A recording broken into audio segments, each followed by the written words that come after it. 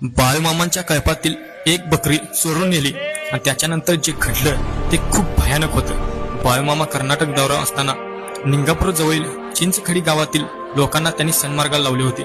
पूर्वी या गावात एखादा धनगर जरी आला तरी रात्री लोक येऊन त्या कळपातलं एखादं मेंढर चोरून रात्ररात कापून खात असे। पावसाळ्याचे दिवस होते। बाळमामांची बकरी निंगापूरच्या रानात होती। संध्याकाळ झाली होती।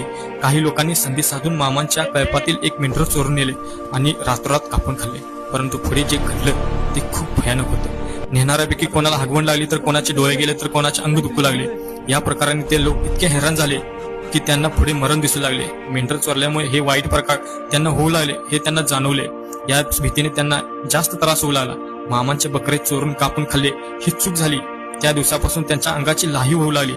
केवळ त्यामुळेच हा त्रास आपल्याला होत आहे याची जाणीव सर्वांना झाली। मग सर्वांनी मिळून 50 रुपये जमवले आणि सगळे मिळून पश्चातापाने रडत बाळमामांच्या जवळ गेले। बाळमामा, आमचं चुकलं, आम्हाला क्षमा करा।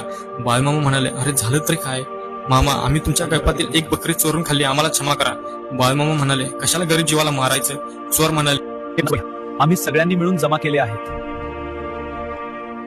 हे 105 रुपये तुम्हीच घ्या आणि तुमच्या देवाकरता खर्च। चोर म्हणाले, मामा, तुम्हीच आमचे आजपासून देव आहात, तुमच्याकरता आम्ही हे सर्व पैसे खर्च करणार आहोत।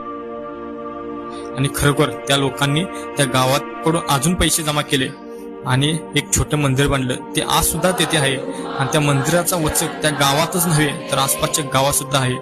बाळमामांनी या साध्या प्रसंगातून चिंचखडी गावातील लोकांना पुण्य करण्यास शिकवले।